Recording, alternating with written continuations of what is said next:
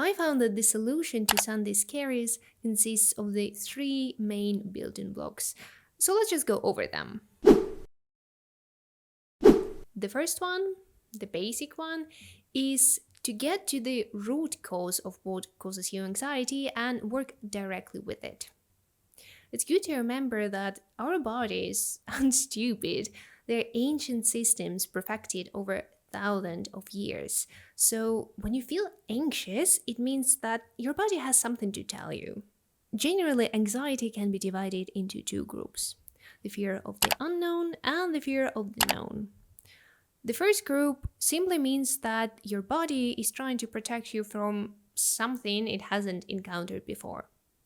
Maybe you just change your job, maybe you start a new project, or maybe you move to a different city.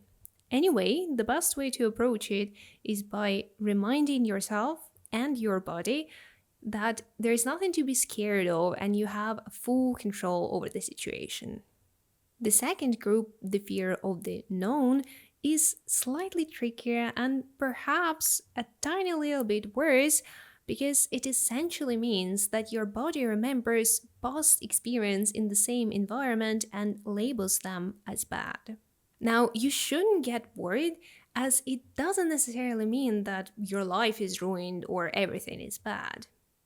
Naturally, there are many reasons as to why you might subconsciously label Mondays as bad, and not all of them mean that your job is horrible, and even if they do, there's still plenty of things you can do about it, so stay tuned. What you have to do next is to go deep. You have to get super honest with yourself about the true reasons of what's causing you anxiety. Do you have an ongoing conflict with a colleague or a supervisor?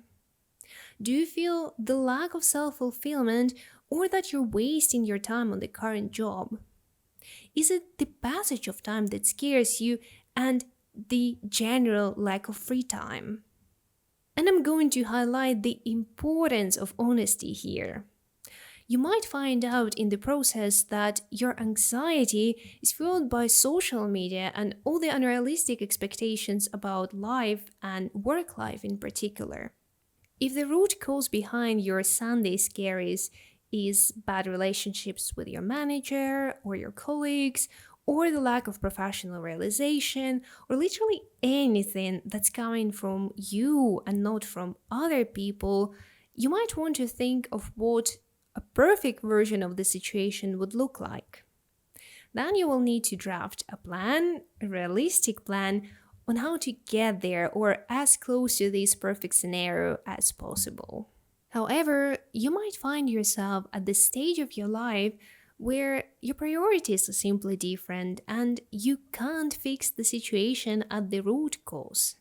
Here, reframing is critical.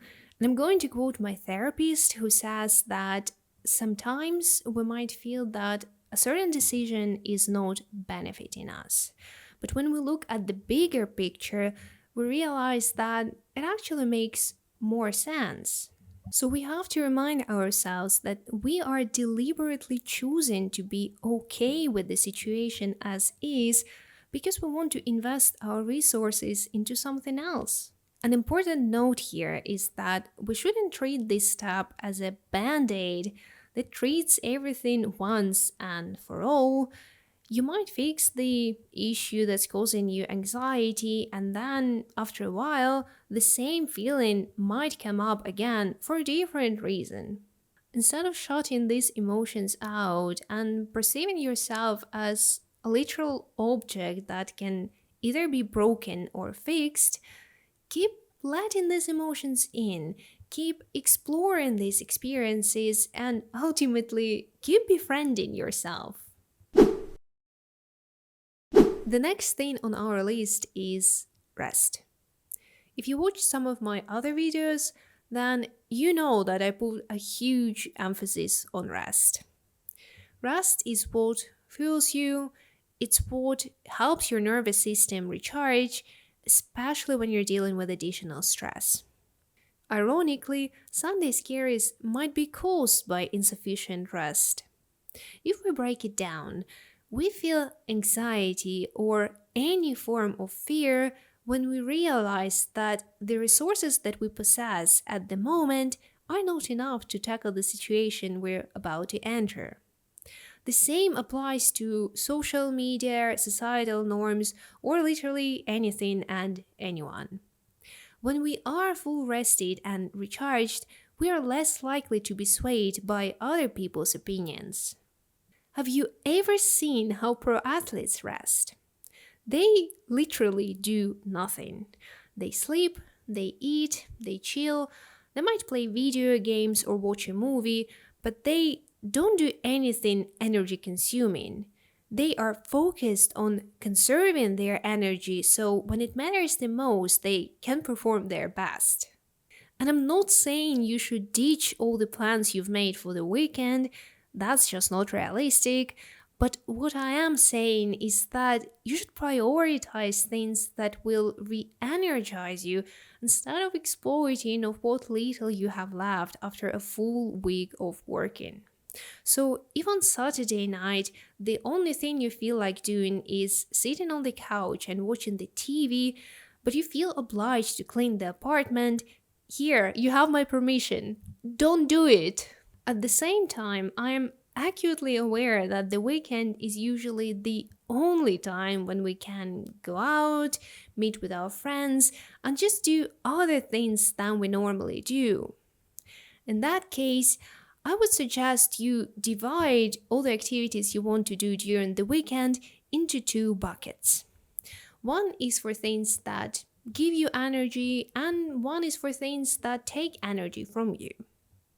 So, whenever you plan an activity that you really want to do, but you know will deprive you of energy, you'll just have to create this so called energy sandwich. And what it means in practice is that before and after this activity, you have to schedule something that will recharge you. That way, you can still do all the fun things you want to do without jeopardizing your mental or physical health.